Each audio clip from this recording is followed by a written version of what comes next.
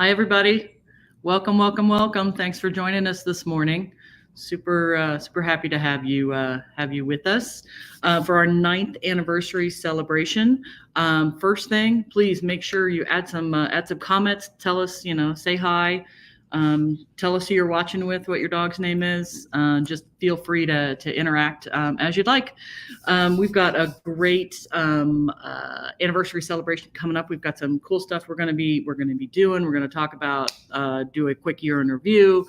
We're going to talk to Dr. Forer about Librela. Nikki's got some cool games and activities for us, and then Kathy, of course, has her awesome recipes and cookie ideas. And of course, we'll do our celebration of life at the end. So really just so been looking forward to this. I was exhausted the last couple of days, and I woke up this morning like it was my birthday or something. So it's we're gonna have a good time today. So thanks for tuning in. Let's kick it off with the year in review, and let's just get the hard stuff out of the way. COVID is still around. Really hating on that. Poor Kim has been hit pretty hard with that. We're gonna introduce her in a couple of minutes, but yeah, we're doing our best. Keeping up with our sanitation protocols and doing our best to keep everybody safe. And we appreciate all of you doing the same, masking when necessary and all the good stuff. So thank you for that. We've had based on COVID, we've had some delays and production delays and shipping delays with some of our vendors. So you know what, just doing our best to give grace wherever we can, because I know everybody's doing the best that they can. We've also had to say no to some really exciting projects this year, but you know what? That just makes room for other good stuff. And when it's really cold outside, it's hard to keep the pool water at 84, as Nikki and I can attest, and probably your dogs can as well. It gets a little chilly in there. You don't think that 82 sounds really cold, but let me tell you, it gets a little chilly when you're in there for a couple of hours at a time. So let's move on to the fun stuff. The first fun stuff that I just love is Nikki's design on our t-shirts. They've been really popular, and I think this has started a trend. So stay tuned, because you may see some other dogs gracing the front of our shirts. This one happens to be Half Moon. So big thank you to Nikki and for her sharing her talents with us. We were also very excited to have our clients Max and Ivy appear in the Friends of Pack 2004 calendar. So congratulations on that, Max and Ivy. We had some new products come in this year that we were able to use. So we now stock traction socks, so some rubber dip socks. We started using a product called Hip-Align for our dogs with some hip dysplasia, and also as a way to help with some neurofeedback with our dogs with spinal injuries. We now stock some FitPaws equipment, so you don't have to go searching on Amazon to try to find it.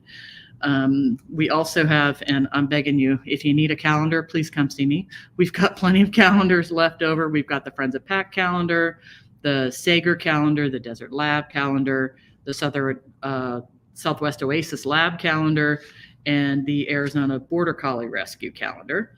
So we've got some stuff. Available up front for that as well. So let's talk about kind of what has happened over the year. On the client side.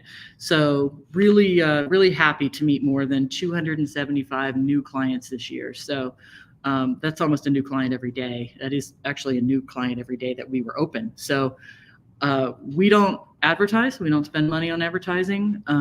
All of that is word of mouth from you and from our veterinary partners, and we are so thankful for that. So we appreciate your confidence in us, especially when you feel good enough to be able to refer someone you know and love over to see it. So thank you very much for that. And based on those referrals, we've fitted more than 65 braces in our UPET splints this year. We helped the dogs get into 79 carts. So we've got at least 79 dogs out there rolling around. So we love to see that. And we talked about the cold water earlier. Yeah, we did about 2,500 assisted swims this year, or did 2,500 swims this year. It makes me feel all pruny just talking about it. We worked out more than 700 times in our gym with dogs. I gave more than 250 massages. Yeah, hands are feeling good after that. I'm really proud of our commitment that and continued work with PAC, with Pima Animal Care Center. We've worked with nearly 25 rescues or dogs who came into the shelter. We worked with them to help them have a better chance at being adopted by providing mobility products and services. So that has been incredibly rewarding, and it's one of my favorite parts of doing what we do. The other part, working with PAC, is working with Friends of PAC, which is the nonprofit arm for the county shelter, of which I sit on the board. Last year was the second year of the Pets of Pima Parade, and you helped us raise more than $10,000. 90% of that, more than 90% of that was $25, $50, $100 at a time. So that's an amazing number of people who decided that was a worthy cause and wanted to be a part of that. So thank you, thank you, thank you.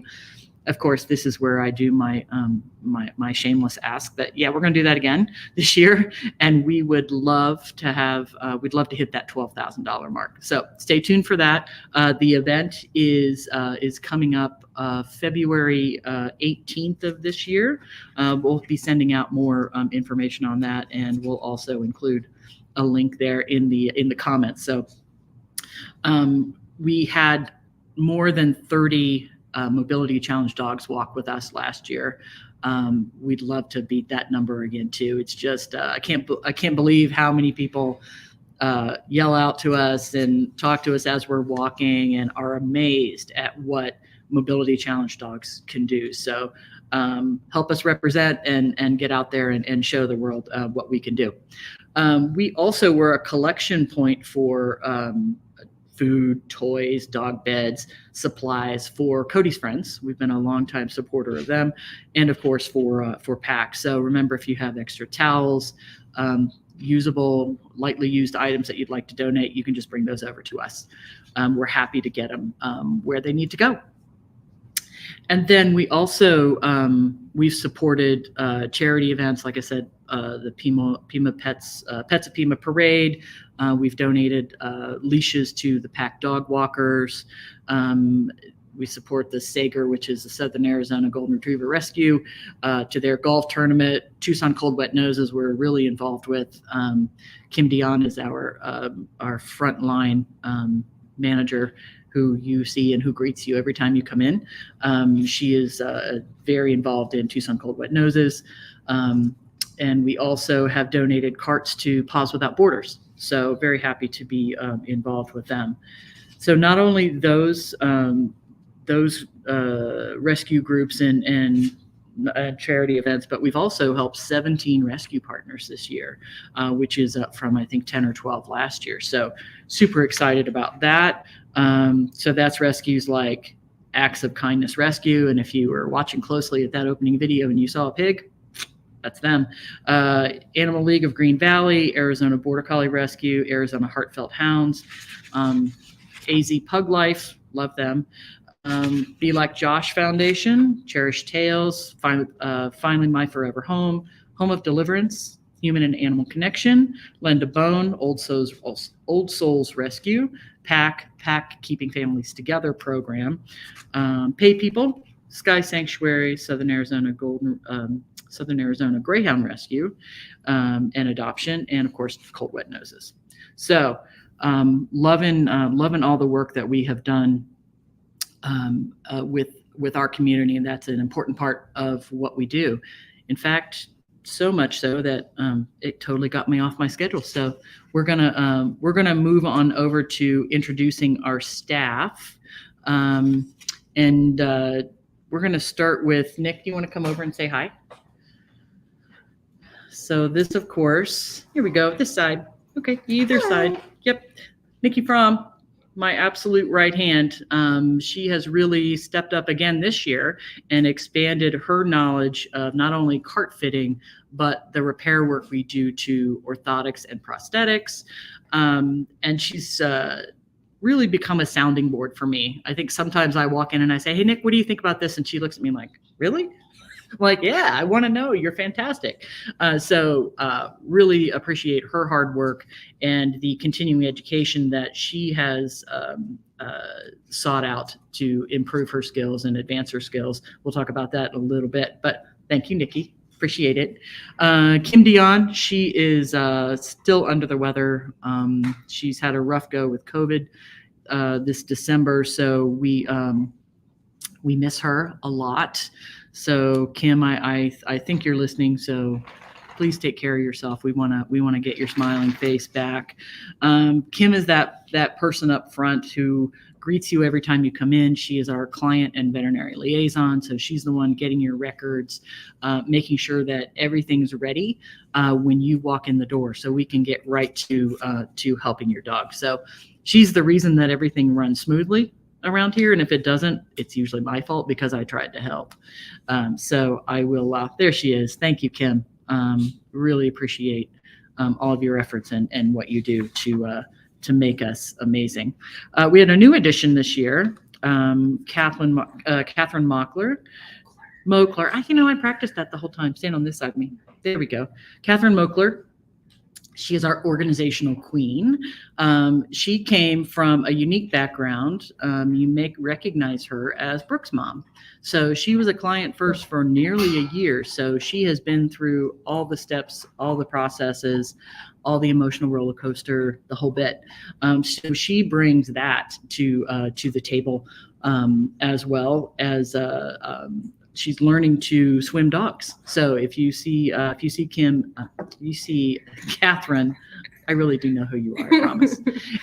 So if you see her in the pool with me, she is learning to swim, and she's been making great advancements in the last couple of months. So we're looking forward to having Catherine do more with us. And she brings some really great teaching skills from her other career as an autism educator. So we appreciate that. Thank you. All right. And then two other folks, Dr. Sally Rademacher. She is our veterinary advisor. She is a retired veterinarian. She also is doing some support work over at the U of A Vet School, making some presentations in classrooms. Just a huge wealth of knowledge and just a really great person to know. She provides a lot of support for me. So she's also done a lot of work with us, and she's made some videos for our Canine Mobility Resource Center. She's done fantastic things. And then Dr. Maureen McCoggan, who is celebrating a wedding anniversary in the Magic Kingdom. So we hope she and Mickey are having a good time and the weather is better there than it is. She is my sounding board for all topics, good or bad or crazy, doesn't matter which one. And she kind of keeps my vision for the Canine Mobility Resource Center kind of between the bumpers. And she brings that overall science editor kind of focus on things. And she's the one who will call BS if I'm trying to make things up accidentally. So thank you for that, Maureen, and tell Mickey we said hi. Okay. So we are, look at that. We're back on schedule. Love that. Thanks for all of these comments. You guys are really appreciate it. Really appreciate your kind words. Just keep it coming. You guys are the best. So let's talk about what's new this year and what's coming up. 2023 was a year of learning and taking advantage of learning opportunities. So we have more options for the dogs and cats that come in to see us. The big learning opportunity that I had this year was the STAR conference, which is the Symposium on Therapeutic Advancements in Animal Rehabilitation. I like those because as a mobility professional, I can go in and really see how veterinarians are being taught about information on animal rehab, and that helps me understand how I can support what they're doing. So this was a really good opportunity for me. I got to learn more about degenerative myelopathy, which if you it's like ALS in humans, but that is one of the diagnoses that really hits home and touches my heart, because I want to help those folks. I want to help them as soon as possible, and what we can do to make the remainder of that dog's life as mobile and happy as possible. So I got to learn from Deb Taraka, who happens to be a leader in that field, and had just published a paper on laser and therapeutic exercise and how those can extend a very good quality of life for these dogs. So that was great to learn about. The other one that I was really, really excited to learn about was the sensory stimulation and neuroplasticity. So I know that's a really big word for like 10:15 on a Sunday, but that's basically the ability of the brain to change through growth and reorganization, and just how that can affect not only our neurologic clients, those that have neuro conditions, but that also impacts, our orthopedic clients. So your dog had a TPLO. Yeah, great. Okay, we need to think about how the brain is reorganizing to compensate or walk differently, and how we can reorganize that back so we stop the compensation and we change the motor patterns or how they walk. So very exciting stuff there. Got to learn about new products in that one, which we'll be coming out with soon. We'll be providing those to our dogs as well. I also attended a assistive devices in rehabilitation talk by a physical therapist named Jenny Moe, who I was lucky enough to have talked with before, and great presentation from her. And we got a few more tips and tricks in our toolkit. And that was great. Some things that I had wanted to learn about, wasn't quite sure how to do, wasn't quite sure how to apply. And Jenny did a great job of describing those. And then one of my favorite ones was kinesiology taping for animals. And I bet you know what this is. You've probably seen it on people. The cool colored tape on arms and thighs and calves. Well, there was a period where no dog was getting out of here without some tape. So I'm really excited to be doing more about that. And I'm gonna let me just show you really quickly here. So this little cutie pie, right? So we're looking at the tape. So this guy has some back dysfunction. He's also knuckling on that back foot. You can see the blue tape down here. This sweetheart was also having some trouble not picking up that front foot. That's Chip. And then Cutie Pie here. So we're doing some work with him. He has a back injury and is not walking. You see he's in a cart. We're trying to get this paw to do a little bit more work. And then this is my buddy Frodo, Mr. Baggins. And he had some back dysfunction. It's a very long back. He's got, you can't see it too well, but he's got some pretty good scarring on his thigh with an injury long ago. This guy came out. This is Chimichanga. He's a pack dog, and he wasn't born with a kneecap. So we were trying to provide some support there. He's a puppy, obviously. There's Mr. Baggins again. You can see we're working on activating the muscle. So we're not providing support. We're not changing things on a structural level. Our purpose here is to lift the tissue off the fur, right, and the fur, so we create some space underneath that affected area. It helps with inflammation. You see this guy was knuckling, so we've got the tape all the way down to the tip of his foot. And this is Frodo's back. So this is exaggerated, but you can see how much it's lifting the hair and therefore the skin off the back. So it allows an easier glide, and it also allows some room for inflammation to get out of the way.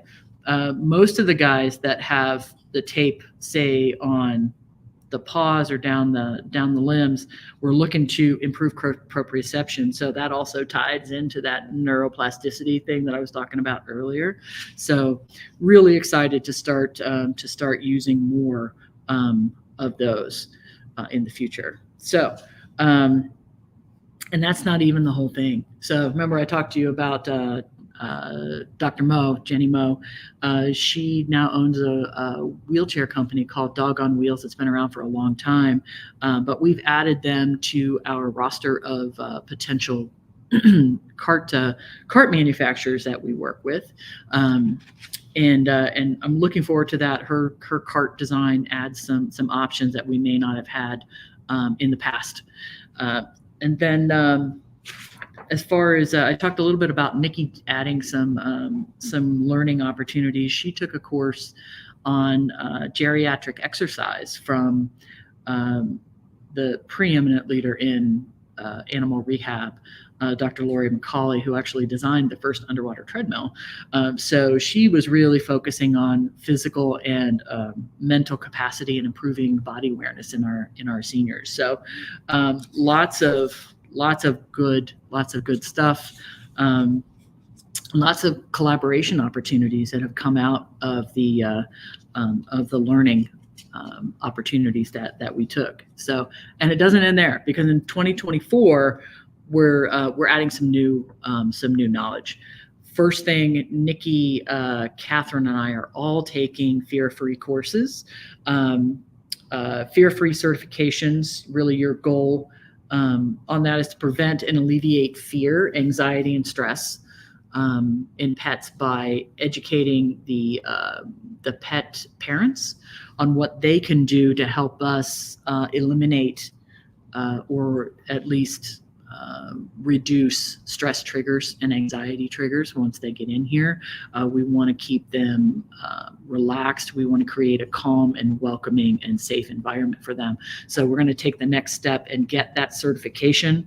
Those should be done probably by the end of the first quarter this year, beginning of the second. So that's we're excited about that. I think we do a pretty good job of that, but that doesn't mean that we know everything we need to know about creating an environment like that. So we're gonna go ahead and finish that. I have added a class 1M laser to our lineup. It's significantly lower power than what your vet uses, but we'll be using it to increase the effectiveness of our massage, stretching, exercise, just to get the muscles loosened up, warmed up, increase the blood flow so that the work we do in here can be even more effective.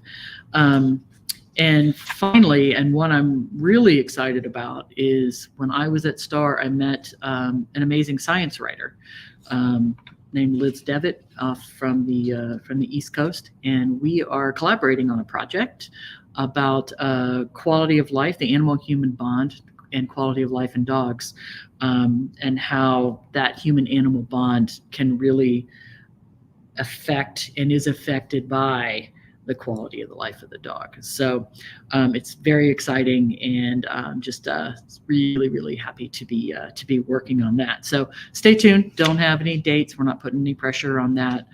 We're just gonna get together, collaborate, and roll with it and see how it goes. And finally, we continue to add more items to our Canine Mobility Resource Center. So if you haven't seen it, it's learn.aloyalcompanion.com. This is basically our dashboard. So all of these courses are available on here. If you have not gone here, please go check it out. We've added some new items in the last 2 quarters. So all of these courses are available. You can look at that by category. You can look at it by cause. So degenerative myelopathy, whatever type of disease or injury we're looking at. Working with your vet and being a leader on your veterinary team. And topics. So managing incontinence, how do I travel with my dog? What kind of equipment do I need? So feel free to go check that out. If you did a mobility consult with us this year, this is included in your consult. So yeah, we are excited to continue to grow on that. So, all right. So we are still on schedule. If you know me, my staff is kind of smiling at me like, you can't do this on a regular basis because I'm always running behind. So sorry about that. Okay, so let's go ahead and bring Dr. Forer on. Dr. Forer is absolutely one of my favorite veterinarians in Tucson. And she's been practicing veterinary medicine since the early 90s. So let's go ahead and bring her up. Oh, there she is. Hello, Dr. Forer. Good morning. Let's turn your, there we go. Let's turn your mic on. There you go. Sorry Excellent. About that. I didn't join to hear my dog and all. Trust me, I'm surprised mine have not barked yet. And Catherine is on poop alert just to make sure Half Moon poops during every presentation. It doesn't matter where I am. It happens. So Dr. Forer practices at Sunrise Pet Clinic. You've been practicing since the early 90s. I won't give away your age on that one. Oh, yeah, you're welcome. You did your acupuncture and herbal medicine training and are a member of the International Veterinary Acupuncture Society, which means you're good at acupuncture. You also do work with nutritional whole food therapy, so really looking at the entire dog, not just what's inside, but what goes in, which is great. I personally love, and my dogs have benefited from your desire and your skill at combining Western medicine and modalities that come more from Eastern medicine and traditional Chinese medicine. And that's one of the reasons why I wanted you to be the one to talk about Librela, because I think you have a much wider view of this from the outside. So before we talk about the drug, Librela, let's talk a little bit about osteoarthritis. That is the purpose of this drug. So just give me a quick overview on OA and how that develops and what it is. So there's different ways that humans and dogs can have problems with mobility or pain. And osteoarthritis is one of the causes of decreased mobility and pain. And it's more specific, though, to the joints. So to your knees or to your elbows, certainly hip dysplasia. And hip dysplasia when you're older, that is osteoarthritis, where the lining of the joint, the cartilage between the the head of the femur and the acetabulum. Yeah, you get a lot of arthritis, and it doesn't go like this. It kind of goes like that. And anybody who knows me knows I always talk with my hands. So, so this drug, Librela, is licensed to treat the pain that is associated with osteoarthritis.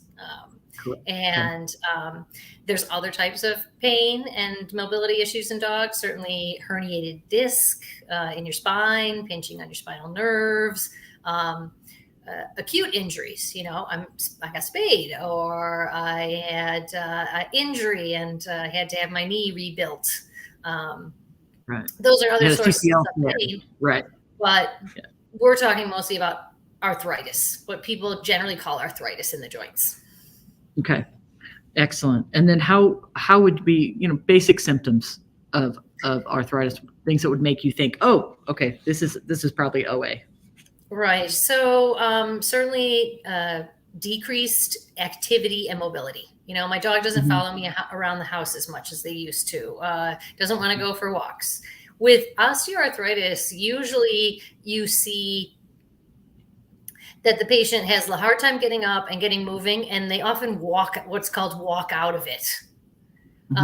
Versus some nerve or muscle problems where maybe they start off kind of okay, but then they get more tired later on. Okay. You That makes a lot of sense. Yeah, you might see swelling or inflammation, a heat around a joint, but you usually don't appreciate that. In advanced stages, you'll see decreased range of motion. So instead of being able to, bend your arm, so you can only go, and you might actually feel what's called crepitance, where a little crunchy when that joint moves. Yeah, and sometimes you can almost hear a sound like a. Oh yeah, right? Hate the sound. Yeah. I don't like that sound either, on myself or on my dogs. Sometimes I'll tell the client in the room, "Oh, that was me." Yeah, I do the same thing. Okay, and I want to just stop right here and say, if you have a question, please type it in the comment section, and we'll do our best to get to those. And I'll make sure that we get answers for you, whether we answer them live or we answer them after the fact. So go ahead and type in your questions if you have those. Okay, so now we know what osteoarthritis is. Tell us what Librela is, what it does, and how it does it. So Librela is a pretty unique product. It is an antibody to a chemical in your system called nerve growth factor. And this chemical does what it says. It stimulates nerves to grow when you have an injury or when you're growing. So if you injure your hand, and then the body sends out a signal to, hey, we need to regrow some of these nerves to your fingers. That's great. But nerve growth factor also contributes to pain, especially in patients that have chronic disease. So if you have that hip dysplasia dog that for years has had a sloppy joint and now has arthritis and crunchy, he's still making nerve growth factor, but it's not really helping anything. And so Librela goes in and kind of mops up that nerve growth factor that's not really doing anything in this case, and significantly reduces pain in a lot of patients. So that's why it's called. So does it stop it from growing? I mean, it's called an anti-nerve growth factor. So does it stop it growing, or is it just like make it go away? It's an antibody to the chemical. All right. Got it. So it's actually you're making it, you're churning it out. Okay. Because your body thinks, oh, if I just do some more of this, I'll heal. Yeah. But not in certain cases. Got it. Okay. Not in the case of osteoarthritis. All right. So it's not like many of the major anti-inflammatories, like the non-steroidal, the NSAIDs, they're COX-2 inhibitors, right? So they stop that enzyme from being created, right? Kind of like that. Okay, so this is an antibody, so it doesn't stop the production. It just, like you said, mops it up. It just goes and cleans it. Okay, got it. All right. Okay, so we do have one question here. So is it similar to Silencia for cats? Absolutely. It is the doggy version. Oh, perfect. Okay, great. Thank you for answering that. Okay, so you touched on this a little bit, but let's talk about a little bit more in depth on when you recommend using it. So it's labeled for osteoarthritis in dogs. Meaning that's what it's supposed to be used for, right? That's what it's supposed to be used. That's what the FDA approved its use for.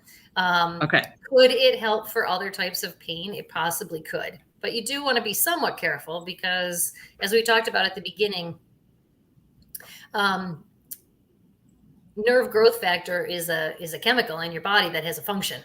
So you don't always just want to stop it. You don't want to just willy-nilly go in there and say, oh, I don't need to grow any nerves. You want to use it for cases where you've tried other things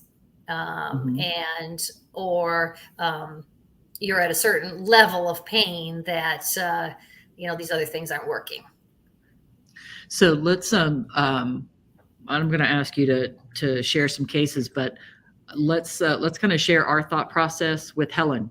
So with my dog Helen, because I posted on this. If you read the newsletter in December, you learned that Helen has.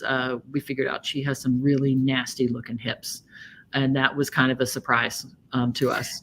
And I think good surprise. Yeah, I think anyone who knows Helen would be surprised how much arthritis she has in her hips, because she really gets around very well, considering. She does. And the reason is because she's been kept slim and trim. She has great core strength, and fed well, so she's in otherwise super good health. Good. Yes, that's absolutely true. But we didn't even talk about going to Librela at this point. So I think our thought process was very similar. So she is on Galliprant. She has a sensitive stomach, so we went with that one, and we went with Adequan. So give us a brief overview of what Adequan is.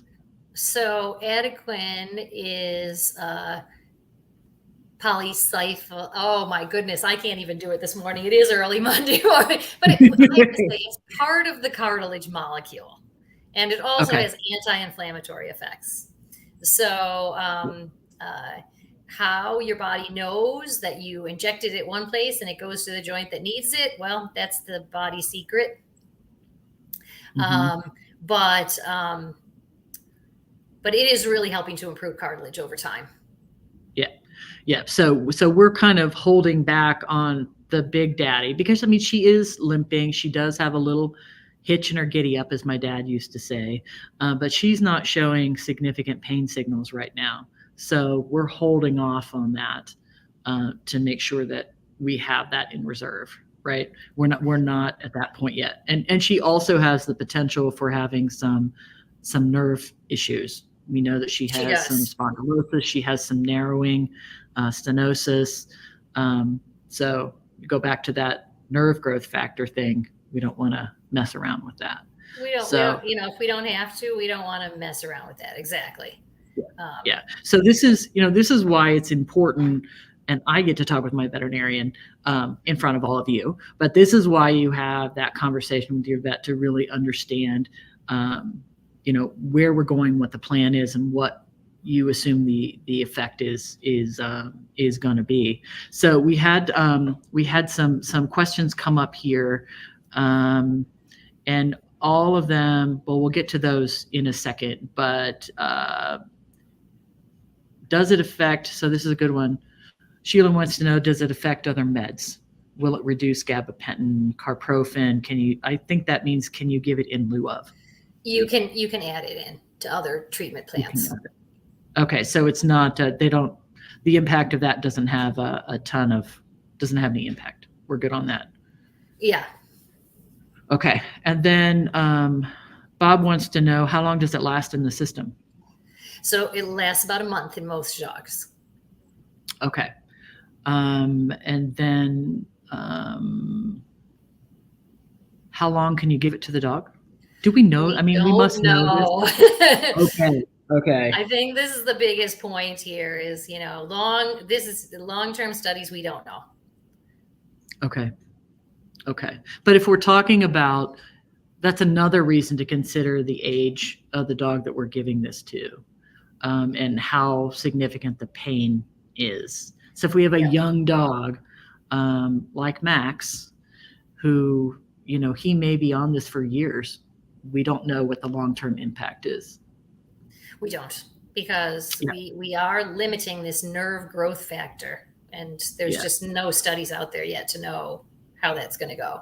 But as we all know, our dogs live for the moment, and Max has tried a lot of different treatments, and he gets great food and he gets great care. And right now, Librela is his friend. Yeah. Because also you can't always do all those exercises if the patient's super painful. Exactly. Which is why I spend a lot of time referring clients and their dogs back to veterinarians to get the pain under control, and then we can work towards stability. Okay, so we have one who has been using it after 3 injections. We don't know what the long term is, right? We don't know how long that needs to be continued, because it's more of a, okay, we take you off, and then when you get painful again, we just have to put you back on. Or do we just not have that lag, or does it patient dependent? I think it's totally patient dependent. You really just want to have that conversation with your veterinarian. I mean, for some of these patients, it's going to be, you know, I have nasty arthritis. Now I'm overweight. Maybe I can lose some weight by moving and having my Librela injections and getting some core strength developed. And then, oh, I don't need it as much anymore. Yay. That would be great. Yeah, that would be. So this is Jennifer has a question about, we've talked about the first question, but impact on the organs. So how is this metabolized or processed? So I am not an expert there, but antibodies, you know, are removed from your system. They just decay and go away. So they'll filter out through the kidneys and the urine. Byproducts. Okay. All right. But it's like a naturally occurring antibody. That's the theory, is that the body just deals with it. It's not like a pharmaceutical that has to be processed to get out. That is my understanding. Okay, perfect. Okay, and then we've had a couple of questions about side effects. Can you talk to us about that? There's 2 things to consider. One is that even though this is a kind of natural product, antibody, it is not natural to have antibodies to nerve growth factor. Your body could decide this is a bad thing, and you could have an allergic reaction. You could have a subtle allergic reaction. Oh, my face itches. Oh, my paws are itchy. You could have an anaphylactic reaction. You know, your body could just be like, oh my gosh, what the heck is that? So always these patients are monitored after their injection, usually 20 minutes in the veterinarian's office, just to see how they're doing. Certainly you could develop an allergy at any point. Again, we don't know much about the long term on this drug, even though it seems to, I haven't seen any problems. Okay. The other side effect is that for some reason, this drug can cause basically abortion in humans and dogs. Wow. So it should be never used if there is a chance that a dog is pregnant or a human is pregnant. Like, you just shouldn't be handling this product. Okay. And it's never going to be like an Adequan where you say, okay, if you know how to do an injection, here, take it home and do it yourself. Never going to do that. That's not going to happen. Yeah. Okay. All right. So good to know. This is, while it has some amazing properties, this should be respected. This is not very respected. Yeah. Okay. All right. And just to confirm, we are talking about this as like this is kind of a last line of defense drug. For osteoarthritis, you really should try other things first. You should make sure you're having good nutrition. Make sure you're doing those nutraceuticals that build up cartilage. And I am still recommending that people look at anti-inflammatories before they look at Librela. Okay. Excellent. I so appreciate all of your knowledge and spending your Sunday morning with us. Just great. I always look forward to working with you and hearing what you have to say. So thank you. Really appreciate all you've shared with us today. So go have fun. Thank you. Bye-bye. Take care. All right. Okay. Love Dr. Four. So ready and just great to share her information. So now we're gonna switch gears here, and Nikki's gonna show us some activities. So if you were able to get your snuffle mat or basket materials, great. This is the time to go grab those. And let me tell you, Nikki and Catherine were able to, they had to scour the Tucson market looking for the grid that they needed to make these, and then couldn't find them. I think they went to 7 different stores. So we've created a new product called the Snuffle Basket, and that's how we roll here. We just kind of pivot and go with things. So so she's going to show us how to do that, and we're going to get to that in just a second. You have to go into this.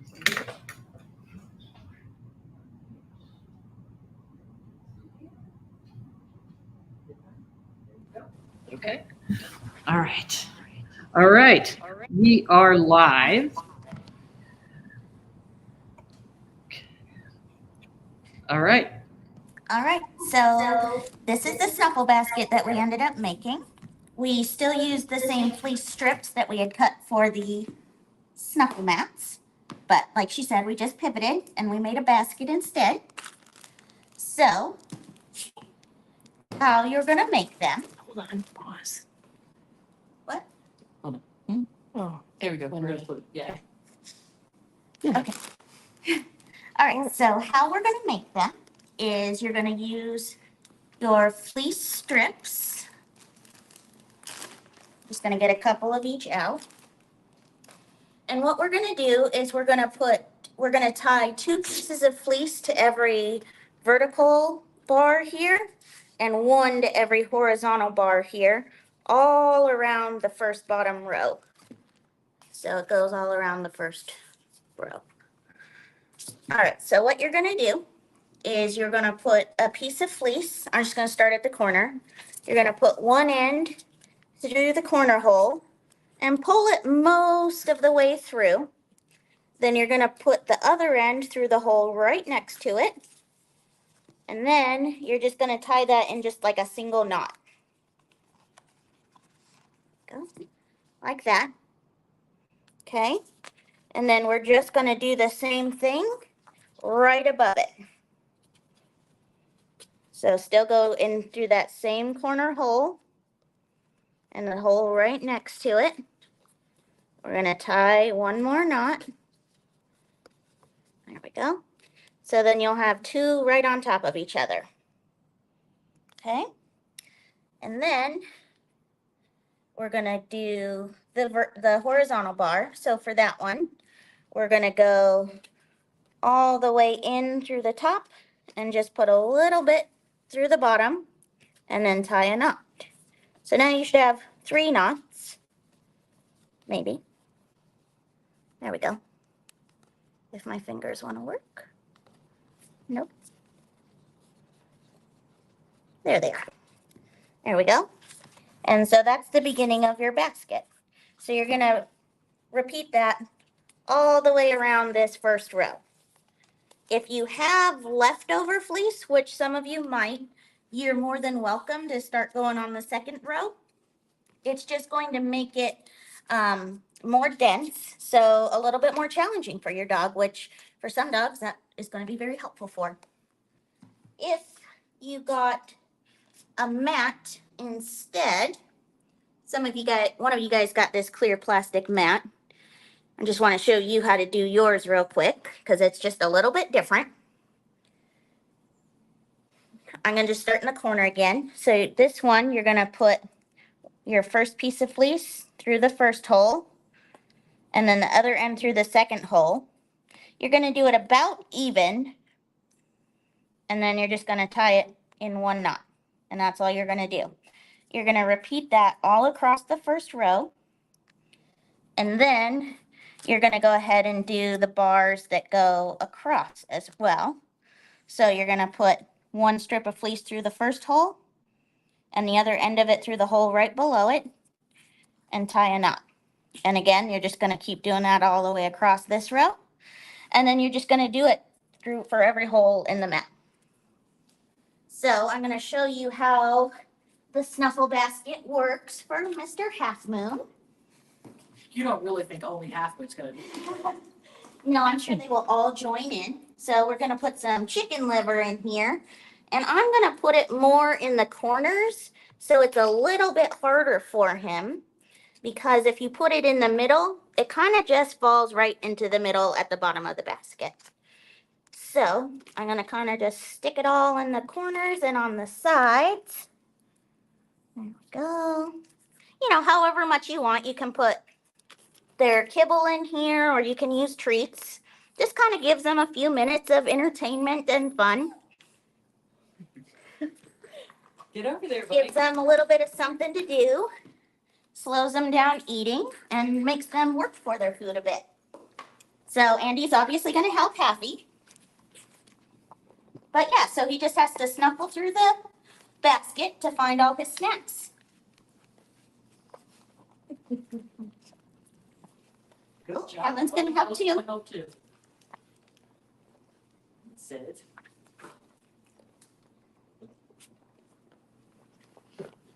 That's awesome. Sniff cam. You want Or to make snuffle cam. sure that your dogs are good enough together if you have multiple faces in there. Mine happen to be good enough to do that.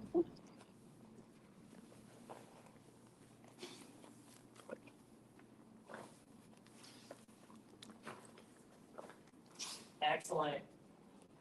All right, good job, you guys. All right, Nick, we'll let them finish that up. Why don't you head over and show us some of the games you've got set up for us. All right, so the next activity we have is called pickup sticks. And just like the game, you just want the sticks to be laid out in a random fashion. You want them to be on top of each other. You want bigger spaces, smaller spaces. And what we're going to do with this is we're going to lay it out, sprinkle some treats or your dog food in there, and they have to pick their way through the sticks and get all their snacks. Now, not everyone's got PVC pipe at home, so you can use mop handles, broom handles, hiking sticks, pool noodles, anything like that that they can step over. For small dogs, you could even use a garden hose, kind of in a serpentine pattern that they have to step over. For a dachshund, you might not want to use a pool noodle. That might be a little high. And if you need some a little bit taller, you can put them on books, or you can crumple up a water bottle and put the ends on there just to give them a little bit of height. So there'll be a little surprise that we're going to put some treats over here. Oh, here's Andy. So we're just going to sprinkle the treats in all the sticks. And he's got to pick his way over and through all the sticks to get those snacks. Oh, he's going to go the easy way first. He's going to see what he can do without going in between the sticks first. There we go. So, but either way, he's still thinking about how he can get all those treats and how to make his way around without falling over.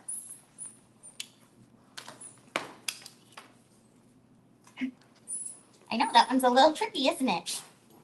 Come get these.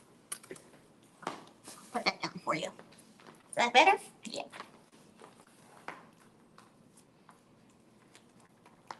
Good boy. There's one more over here, Andy. Here. Want to throw some out for Helen? Sure. Helen, you want to try? Helen. All right, now Helen's going to demonstrate how to actually go through it instead of just around it. Come on in. Here we go, Helen.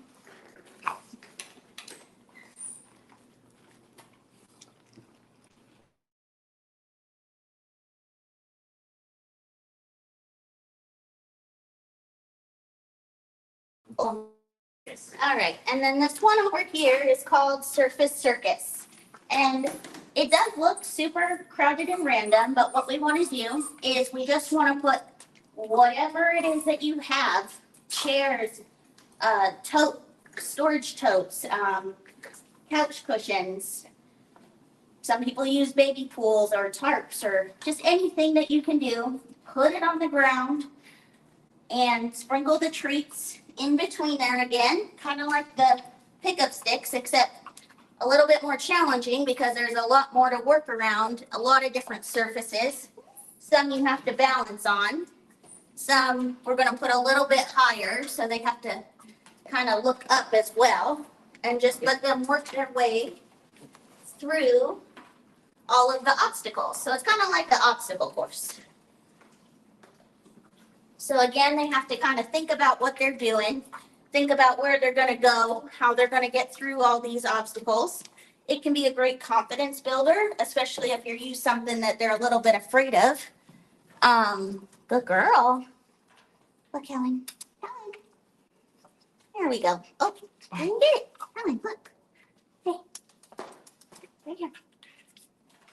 There we go. So, and it makes them kind of, you know, explore their world a little bit.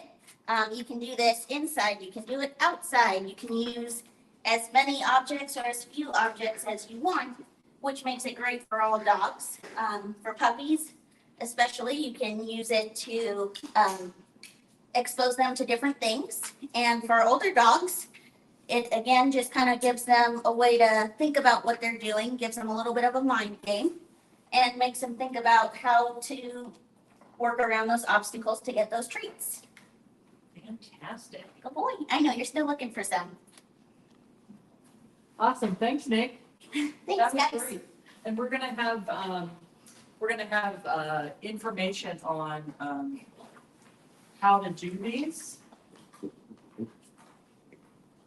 There we go. All right, we're gonna have some information on how to build those on our site. So if you would like that, just type what should we put in there? Games. Just type games in the comment section, and we'll get all that stuff out to you.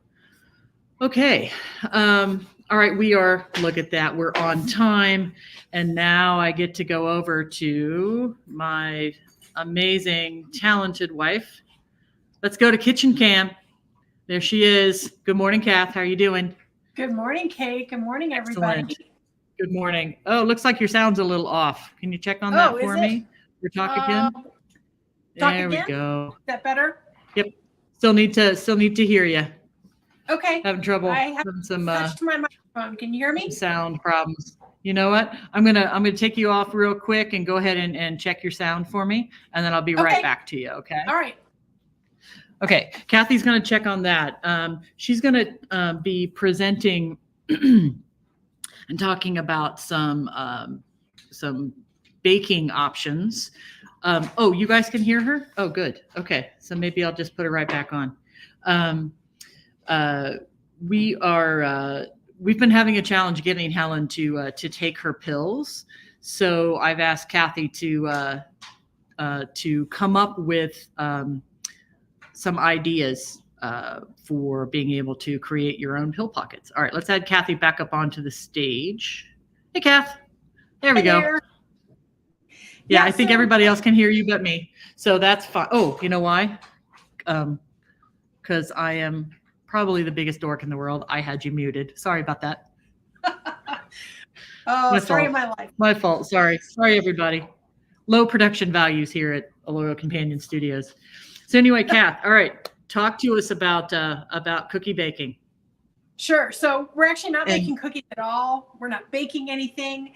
And, you mentioned that having to give Helen pills more than usual. I mean, we've been very fortunate with our dogs. They have been willing to take their supplements and pills just out of our hand and kibble. And, so we've been very fortunate over the years not to have needed to find some way to sneak pills into the dogs. But now that we're at that place where we need it, I looked at a couple different options online. Of course, I channeled my inner Elizabeth Zott, for those of you who are fans of Lessons in Chemistry, and did some experiments. So the two primary textures that I seemed to find were something that's akin to a Play-Doh texture, and then something that's got a gelatin base. So I'm going to show you how to make the Play-Doh type texture first. I've got a tablespoon of, it's kind of hard to see here, but I've got a tablespoon of, this is sunflower butter. You could use peanut butter, you could use almond butter, any kind of nut butter that your dog can tolerate. And I realize not every dog likes those ingredients, so stay tuned. We're going to talk about your other options. But I'm going to take a tablespoon of that, and I'm going to add a tablespoon of hot water. And you're going to mix these two things together. You could do it with a whisk, but then that's one more dirty dish that you have to deal with. And I'm not a fan of creating any more dishes than are necessary, especially when making dog treats. And one thing to know about mixing these two things together, you're not going to get it completely mixed. It looks kind of grainy and gooey. My water's probably not as hot as it could have been, but just mixing it all together. And then we're going to add, so that's equal parts water and nut butter, or in this case, sunflower butter. And then we're going to add 2 tablespoons of a dry, powdery substance. Today I'm using oat flour, which is essentially oatmeal that's been ground up and pulverized until it's a fine powder. So I'm going to do 2 tablespoons of that. And you can see the oat flour kind of has it looks like wheat flour. You cannot eat wheat flour raw. Dogs probably shouldn't eat it raw either. So you want to use something that can be eaten safely without being cooked. Now, if your dog is on a special diet, my woo chef Jasper McCoggan is here with me today, and he has to eat a prescription food.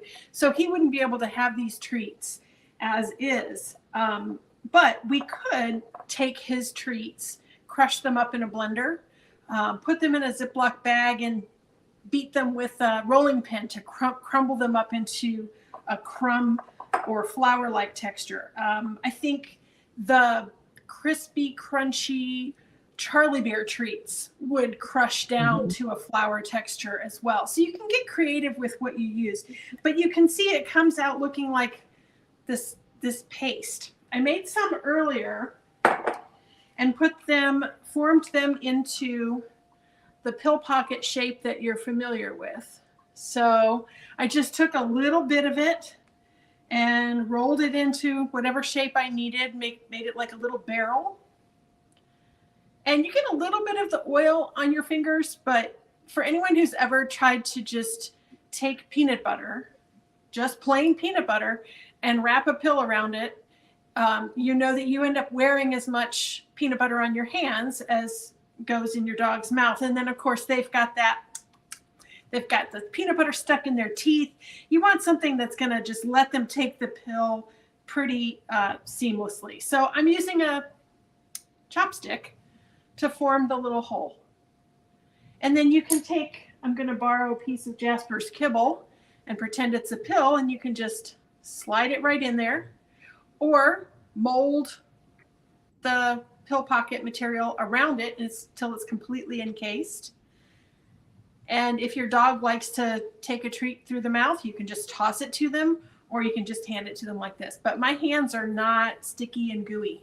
I've got a wet rag on standby in case I need it, and you really don't. So, and like I said, you can make these in all different sizes depending on the size of the pill that you need to administer or the size of your dog. So there's a bigger one. Yeah. And then here's a really tiny one. That's a half moon size. That's half moon size. Yeah, Half Moon will take pills just out of hand with kibble, which is really handy because he takes 4 half tablets with every meal. But, it's just, you've played with Play-Doh when you were a kid. It's got that same texture. It's something that is flexible and malleable, but also will hold its shape when you're done pushing it around. So the thing I like about this is it only makes a small quantity. So it needs to be kept in the refrigerator. You're not stuck with a big wad of something that your dog won't eat. If they, become a little fickle and get pickier about what foods they want to try, you can mix up the nut butter that you use. Try different things. Try different dry flours, crushed up treats, whatever. So that was one method. Probably the closest to the traditional pill pocket that you might purchase. The other thing that I found was a bunch of recipes. Seems like those would be a whole lot cheaper too, just to be able to make them yourself, and they never go, Yeah. How long do you think that would last? You may get a week out of that in the refrigerator, maybe? Maybe a week. And of course you can scale the recipe up. I just made the smallest amount that I could. A tablespoon is really the smallest quantity of nut butter and water that you'd want to try to mix together. Anything smaller than that, and it's really challenging. But that's only, a quarter of a cup of material. So okay. But if you've got a lot of dogs in your house, or you have to give a lot of pills, then you could make it just double the quantities. Okay, excellent. Okay. Sorry, didn't mean to interrupt. That's okay. So the other method that I found in the recipes that I looked at online was using gelatin. So gelatin, if you had Jell-O, I want to be really clear. We're not talking about Jell-O brand or any of the sweetened Jell-Os that you might make for people. We're talking about the unflavored, which end of the thing the camera is on, unflavored gelatin. Get this at the grocery store. It's about $3.50 for 4 packets like this, and each recipe takes 1 packet. So this is a little bit more expensive, but if this is something that Helen ends up liking, we'll probably look to buy this in bulk in a canister. But for now, while we're still feeling our way through what she'll eat, I'm going to continue buying it in small quantities like this. So gelatin is something that needs to be mixed with a liquid, and there needs to be, for the best results, a hot liquid and a cold liquid. So this is where my experimentation took me. The very first recipe that I made was just room temperature pumpkin, canned pumpkin, and I sprinkled, you can see it's got that hole in the end, and it's very rubbery. Like, this is also a week old, so it's breaking apart a little bit. And you can see the gelatin didn't really dissolve as well in just plain pumpkin. It was the wrong temperature, and although the dogs ate it, the boys ate it. Andy and Half Moon thought it was fantastic.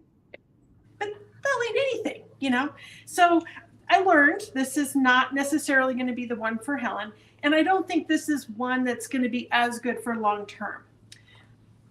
The next option is a mixture using still just pumpkin, but this time mixing the gelatin with a small amount of cold water to bloom or soften. And the easiest way to do this, take half a cup of cool water. You could use cold chicken broth if you want to add a little bit more flavor. Make sure you choose chicken broth that doesn't have onion in it. So you might need to make it yourself, or look for a brand that specifically does not have onion. But you put the water in a bowl, and then you gently sprinkle the gelatin over the surface of the water. You want to try to get as much of the gelatin in contact with the water as possible, and let it soften. And it starts to look like a live creature, because the surface gets kind of leathery, and it really changes quickly. Meanwhile, I took a cup and a half of pumpkin puree, and I had it in a saucepan on the stove, and I was getting it hot and warm. So I stirred it, and then in the time that it took the pumpkin to get warm, the cooled gelatin was ready to be added to it. And you can see this is a little bit clearer. Well, it's hard to see here, but I'm going to break this apart. So this is slippery. This is not necessarily something you're going to poke a hole in and save, but if I take a piece of kibble and pretend that this is a pill, I can just mush it right into the center, and it's completely concealed. Nice. Yeah. Now, quick question. So we're talking about pumpkin puree, not pumpkin pie mix. Number one. Correct. Yeah. Does anybody ever really use that pumpkin pie mix? Every recipe I see makes it clear you don't want that stuff. Okay. That's the cheater version. Yeah, it's got all the spices and stuff in it. We don't want that. We just want plain, pure pumpkin. Got it. Okay. So I'll also point out, I'm using some molds here that I happened to have. I got these really inexpensively from IKEA. They're not really designed for this. They're supposed to be used to make ice cubes. And what I discovered is that they don't neatly unmold the way you think they would if it was ice. So you may have to run a knife around the edge of it to get it to loosen. Not a problem. Then the other thing that I want to show you is that you could just pour the gelatin into a bowl. So this has been set in the refrigerator. And if you want to just cut this into pieces in the bowl, you don't need any fancy molds. And then you could just use a spatula or something to loosen it from the edge. And that actually works a little easier than playing around with the molds, to be honest. Oh, nice. Okay. Yeah. Cool. So if I had done that with more than just what was left over, it would be much thicker. And last Cool. but not Okay. least, A drink of water. a sip of water. The last option that I made that I think is the best, and I think it's the best because Helen actually ate it, is I took, she is very picky. I took one chicken thigh. So it's supposed to be 4 ounces of chicken and 1 carrot that I peeled and cut into pieces and 1 sprig of parsley, just the leaves off of a sprig of parsley. Covered it with water, about a cup of water. Cooked it in a saucepan for about 30 minutes. Just trying to get that chicken cooked all the way through, trimmed of fat, of course, and then get the carrots nice and soft. Cook that. Take all those solids out, throw it in a blender, make a puree. If you don't have time to do that, you could also just use some of your dog's softened.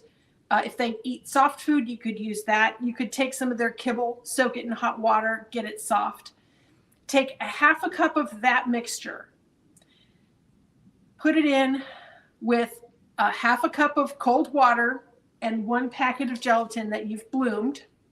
And again, these things it doesn't take any time at all for it to soften and bloom.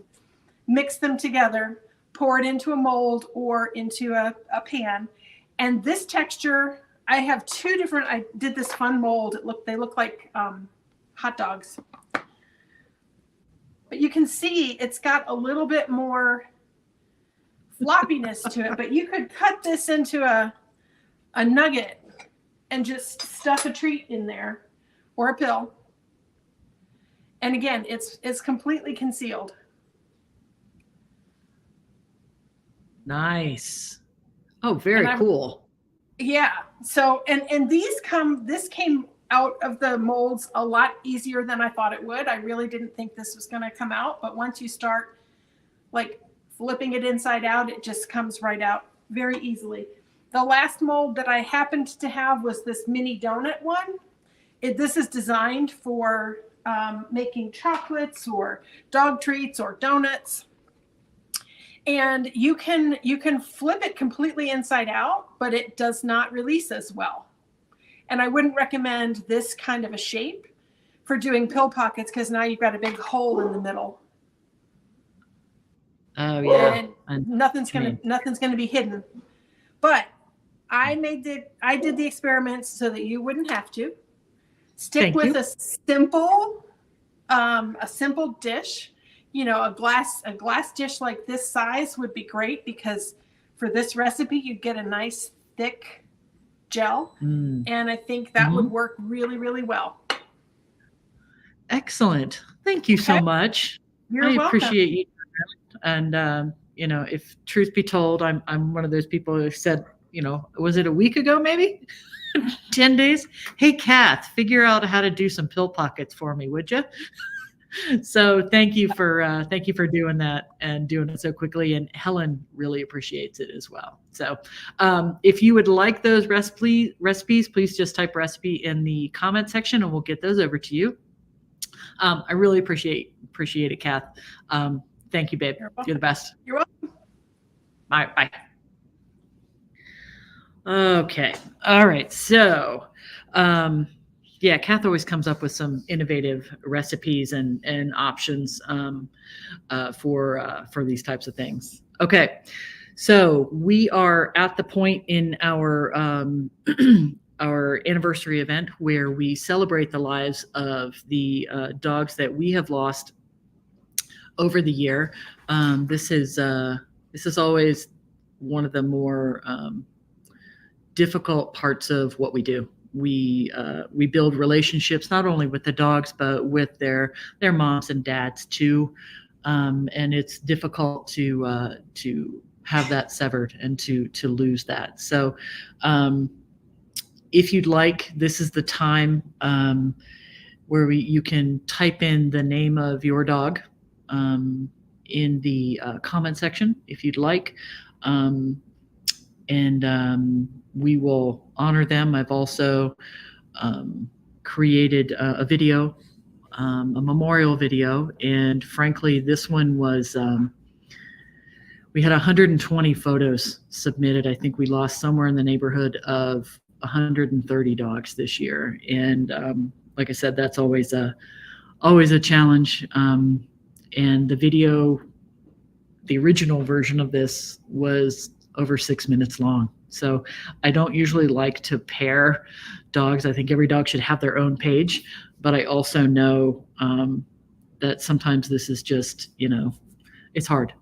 It's hard, and it's hard to watch sometimes. So we're down to about 3 minutes. So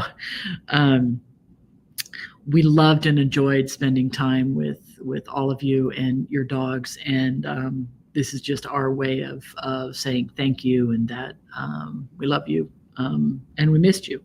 I'll also be posting a version of this separately on YouTube if this is something you'd like to share with friends and family.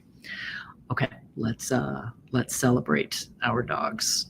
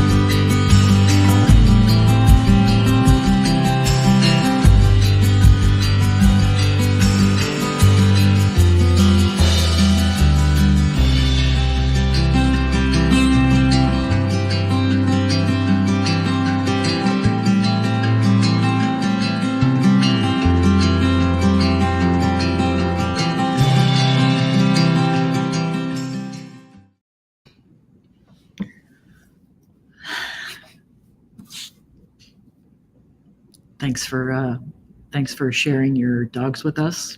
Like I said, we love you and we love your dogs, and we're going to miss seeing those dogs walk through our doors. And we appreciate what you shared with us.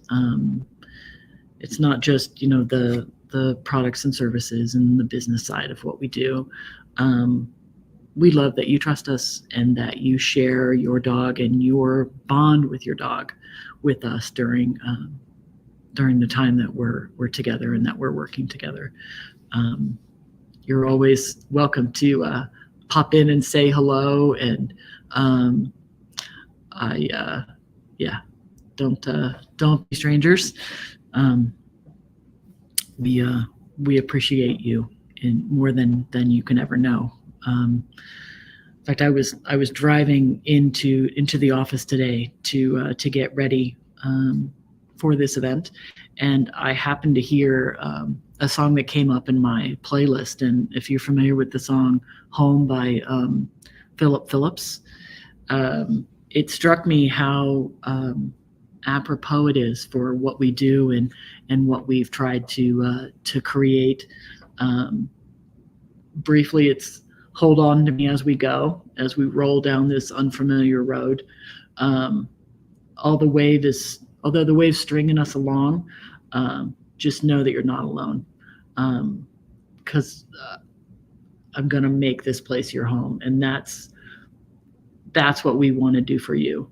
And we want you to feel like we're your anchor. We want to go on this journey with you. He finishes by saying, settle down, it'll all be clear. Don't pay no mind to the demons. They just fill you with fear. The trouble, it might drag you down. If you get lost, you can always be found. Because no, you're not alone, because we're going to make this place your home. And that's what we hope. That's how we hope you feel as well. So thank you for trusting us and for walking this path with us.